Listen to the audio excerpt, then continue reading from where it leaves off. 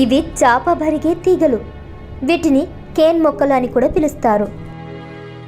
తెలంగాణ మొత్తం మీద ఇటువంటి మొక్క ఎక్కడా దొరకదు. దీని ప్రాశస్త్యాన్ని గుర్తించినటువంటి అప్పటి ఆంధ్రప్రదేశ్ రాష్ట్ర ప్రభుత్వము 1970వ సంవత్సరంలోనే ఈ యొక్క ప్రాంతాన్ని 20.65 హెక్టేర్ల అనగా 51 ఎకరాల ఈ ప్రాంతాన్ని రక్షిత ప్రాంతంగా గుర్తించడం జరిగింది. వీటిని చాపతీగ బరగలు అంటారు. శాస్త్రీయంగా కలామస్ రొటాంగ్ అరికేసి కుటుంబానికి చెందినటువంటి మొక్కలు. చాపతీగ బరిగే దాని యొక్క చివరికి ఉన్నటువంటి పొరను తీసేసిన తర్వాత మనకు ఈ రకంగా ఫ్లెక్సిబుల్గా ఉండేటువంటి బెత్తము అంటారు. దీన్ని ఎటంటే అటు మలచవచ్చు. అదేవిధంగా మనము ఇంట్లో ఫర్నిచరు టుంగుటుయాలలు చేసుకోవడానికి ఖరీదైనటువంటి వస్తువుగా మనకు నిలబడుతుంది.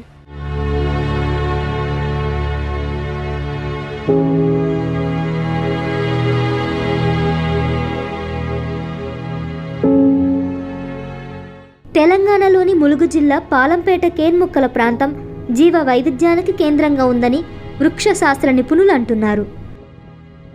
2008 నుండి ఈ యొక్క ప్రాంతం మీద స్టడీ జరిగింది. స్టడీ చేస్తున్నటువంటి క్రమంలోని ఇక్కడ ecology and conservation status of cane brakes అని చెప్పేసి 2012లో దీని మీద ఆర్టికల్ పబ్లిష్ చేశాము. ఇక్కడ 125 జాతుల మొక్కలను గుర్తించడం జరిగింది. వీటితో పాటు ఒక 25 నుండి 30 జంతుజాలాన్ని కూడా గుర్తించి మనకు తెల్లమద్ది ఉంటుంది, అదేవిధంగా ఊడుగా ఉంటుంది, తర్వాత నల్లమద్ది ఉంటుంది, ఉసిరి ఉంటుంది, జమ్మి ఉంటుంది. వాటితో పాటు ఇక్కడ మనకు ఇండియన్ ఫ్లయింగ్ ఫాక్స్ చాలా అరుదైనటువంటి ఎండేంజర్డ్ స్థితిలో ఉండేటువంటి మనకు గబ్బిలాలు ఇక్కడ మనకు అరుదుగా లభిస్తాయి. అదేవిధంగా వివిధ ప్రాంతాల నుండి వచ్చేటువంటి కొంగలు కావచ్చు, ఇక్కడ లభించేటువంటి జలచరాలు కావచ్చు. ఎందుకంటే మనకు రామప్ప ట్యాంకు నుండి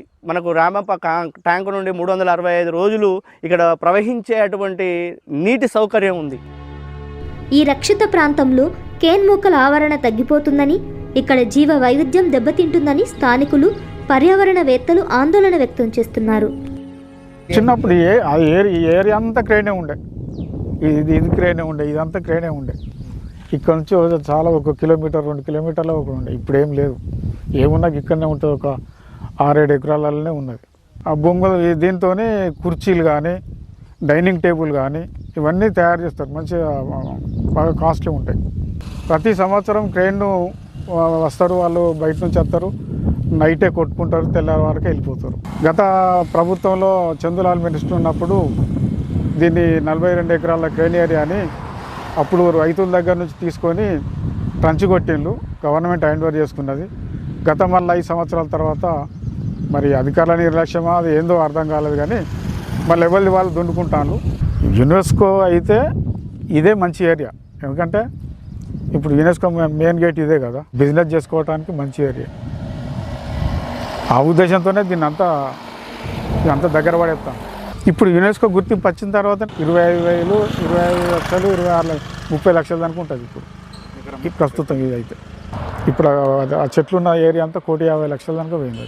ఇది ఒక ప్రత్యేకమైనది కాబట్టి దీన్ని రక్షించుకోవాల్సిన అవసరం మనకి దారిలో ఉంది. అందరూ చూస్తారు. విద్యకి పనికొస్తుంది. దాన్ని టెంపుల్ టూరిజం పోతే ఎడ్యుకేషనల్ టూరిజం కూడా పనికొస్తుంది. బోర్డులు కానీ పెట్టారు, కానీ దానికి చుట్టూరా పరిరక్షణ కంచె వేయడం మనం చెప్పాము. ముళ్ళ కంచె చుట్టూరు వేయాలని చెప్పాము. అదేమీ జరగలేదు. టైం టు టైం ఏం చేయాలంటే కాలానుగుణంగా దాన్ని ఎప్పుడు నిప్పు పెట్టడం, వేసవి కాలంలో దానికి అప్డేట్ చేయడం జరుగుతుంది.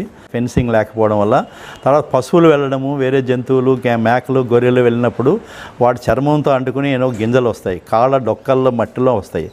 అవన్నీ వచ్చి మొత్తం మీద అక్కడ ఉన్నటువంటి సహజ సిద్ధమైన స్వదేశీ మొక్కలు పోయి విదేశీ మొక్కలు వస్తాయండి. అంచేత కంపల్సరీగా మనం దాన్ని రక్షించాలి.